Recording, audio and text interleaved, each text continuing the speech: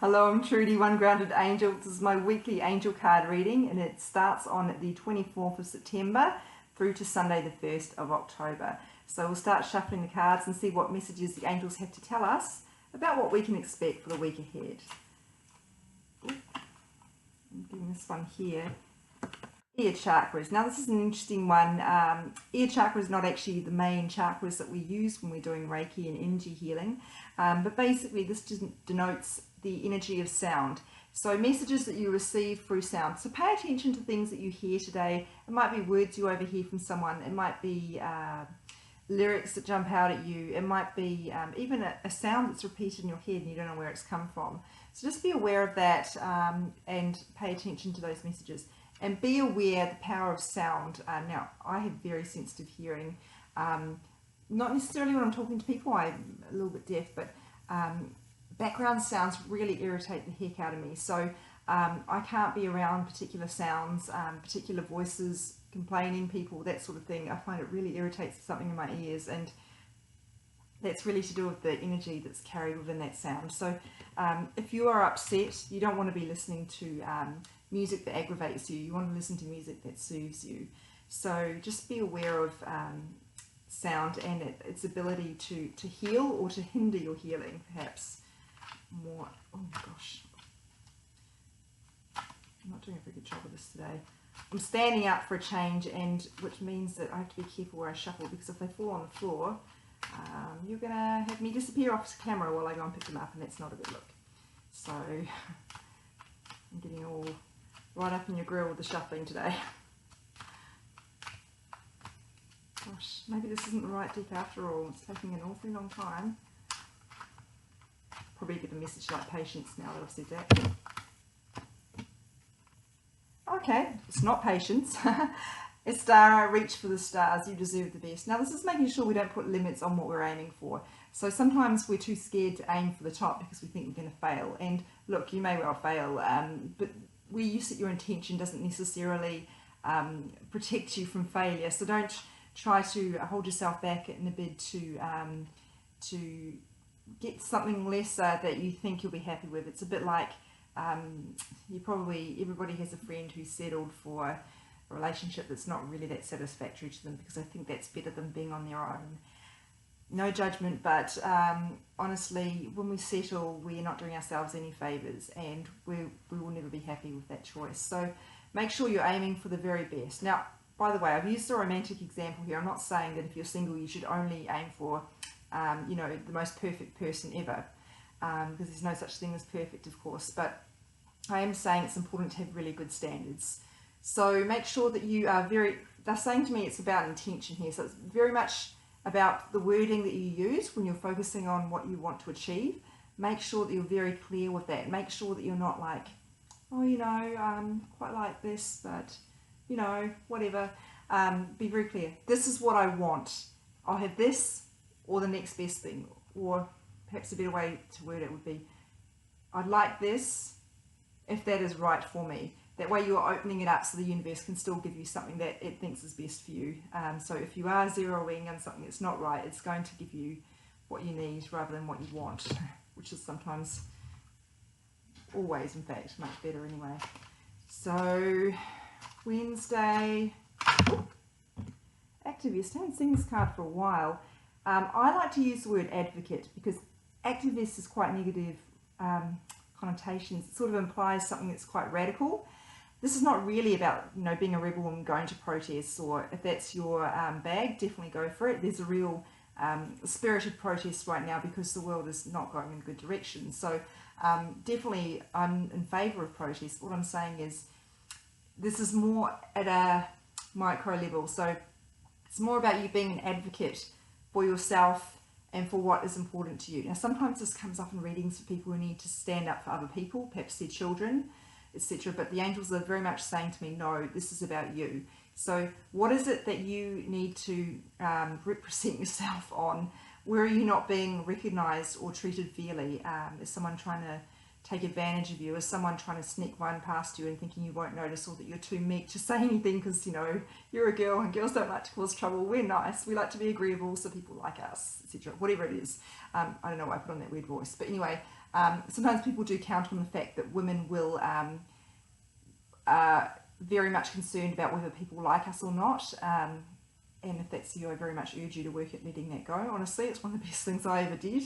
But people will count on the fact that women are less likely to kick up a fuss because they don't want to upset people. They don't want people to not like us. Here's the deal. If you want to get your needs met and to get treasured fairly, sometimes you do have to take that risk. And honestly, it really doesn't matter whether those sorts of people like you anyway. It doesn't really matter whether anyone likes you, to be honest. But you need to make sure that your fear of not being a troublemaker, which may have come through from the way you were raised, perhaps, you know, the school you went to, doesn't stop you from standing up for yourself and getting what you need. So making sure, and sorry, the same in relationships as well. I was thinking more along the job front, but the saying in relationships, not saying that people's partners are taking advantage of them, but that people are not doing a good enough job of telling their partner what they want, because sometimes we think that our partners can read our minds. They can't. So you need to make sure you are asking for what you want and what you need, and not just going with the flow because you don't want to upset your partner or you don't want to cause any friction, whatever it is. So you must stand up for yourself.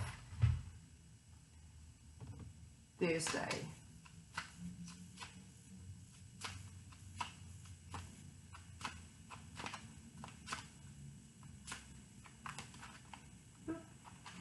Really not doing a good job of the shuffling at close range.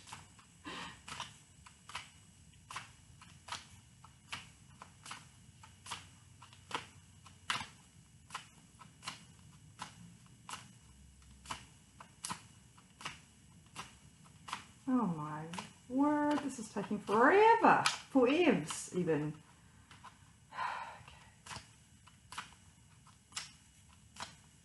I am a very impatient person, you might have gathered. Okay, I'm getting no on that. Nope. Go here. Maybe a better result here for Thursday. Oh, yep, cool. Fresh air. We've been having a lot of messages lately about getting outdoors and needing to connect with nature. This is sort of the same theme, but there's actually a double meaning. So on the one level, yes, it is about getting outside, opening the windows, making sure you're not too rigid in your routine, staying in the same places all the time, not going anywhere new. But really, in a more metaphoric sense, fresh air is about opening your mind and changing your thinking, or if not changing your thinking, but being open to it. So exploring different opinions and perspectives and not being too rigid about how you think things should be. I always use those inverted commas. I know that looks a bit wanky, but when I say the word should, because I hate the word should, it implies there's some sort of rules that we're all supposed to be following, some limitations. Those are not my thing at all. We need to be living our own lives, going our own way, and not worrying about conformity or these apparent should, what you should do. Touches of that coming through in that message there. But anyway, back to this message about fresh air. So it's about refreshing, and here in Australia it's spring, so we're very much about blooming, sowing seeds, starting again, refresh. I know in the Northern Hemisphere you've got fall, you would call it, we call autumn, but so that's the time when things are sort of shutting down. But it doesn't matter where you're at in the cycle or what nature's doing. What you want to be doing is changing, because what nature does is keep changing and renewing, and you want to be doing the same. So closing things off, opening up for new things. Make sure you're not stagnating is the crux of what this is saying. So we'll go back here and give this another crack. Friday, yeah, I feel better about this already. Whoop, okay. Very straightforward message here. Ask Archangel Michael to help you with this situation. So a funny thing about when we are in trouble or we're stressed or things are not going so well for us, we tend to not do the things that will actually help us. It's a bit like when you're stressed out at work, you know you need more sleep. What do? Stay up later. We're terrible at looking after ourselves sometimes. So when we're really freaking out, that's the time we often forget to ask the angels, and that's when we need them most. So please keep talking to your angels and keep asking. Don't think you're in this alone. They're there to help. They literally have nothing else to do. You may as well ask them.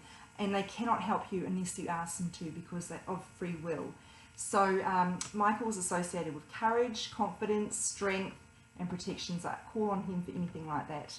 And a reminder that there's no problem so big that the angels can't help you find your way out of it. You can't get yourself out of it as well, of course, but don't forget you've got these resources, divine resources. You may as well use them. It's you who, they're not going to deliver a solution on a plate. Usually they will give you ideas and clues as to what you need to be doing. Everything we create is a co-creation, a partnership with the universe. Nothing appears by magic. Although I do believe in magic, there's no the right guy is not going to knock on your door, the right job's not just going to turn up in your lap, etc. Now Saturday, I love this image, so evocative. Overcoming difficulties. So this is letting us know that the worst is behind us. Now that doesn't mean you're never going to have problems again. It just means whatever situation you've been dealing with, it is going to get better. This is kind of the light at the end of the tunnel sort of card. They're trying to, like this image, this beautiful image which creates a feather, and it's this angel's tail stream, I guess, if that's the right word. It's this, the energy is about lifting, you rising. You're leaving things behind you now, the adversity and the challenges. So that doesn't mean it's going to be instantly fixed, but it does mean you need to focus on the end result and about things improving, and that's going to help you create or accelerate that process. Make sure you look for lessons as well. That's the fastest way to deal with adverse situations. What is the lesson here for me? Nothing ever goes away until it's taught you what you need to know. Sunday, good grief, it's the 1st of October. Isn't that crazy? Oops. Nature. As I was just saying about getting out in nature, here we go again. Nature is incredibly healing. We forget about that. Being around things that are living, that carries a vibrational frequency that helps us, that lifts our spirits. Incredibly healing, helps us be still, helps shut down this kind of mental, that doesn't help us, that negative self-talk. It all helps bring us back into the present. So getting outdoors is really, really key to being more connected, to being more intuitive, to being more engaged, to being overall more content. Looking at the week, we've got messages about sounds, about setting goals and intentions, standing up for ourselves, getting some fresh air, getting some help from Michael, and moving through situations and nature. So nature's a bit of a theme here, and this idea of a fresh air, I guess, of this idea of refresh and a change, kind of, I'm not articulating it very well, but refresh is probably the best way I can put it. And also there's a bit about what we're aiming towards and our intentions, I think, coming through, and working our way through problems. That said, I'll put these on my social media. onegroundedangel.com is where you can find me. There's a contact form there. You can message me, or you can email me, onegroundedangel@gmail.com. My Instagram, if you're not already following me, is @onegroundedangel, and I post each card each day. You can get a bit more detail there as well. And you can see what other people are saying. Often people share really cool stories about what the card means to them and their circumstances. And my Facebook page as well, One Grounded Angel. Thank you so much for watching and for your love and support. It means so much to me. I'm so grateful, and I love doing these messages for you guys because I know it helps you. So thank you. Take care of yourselves, and I'll read for you again next week.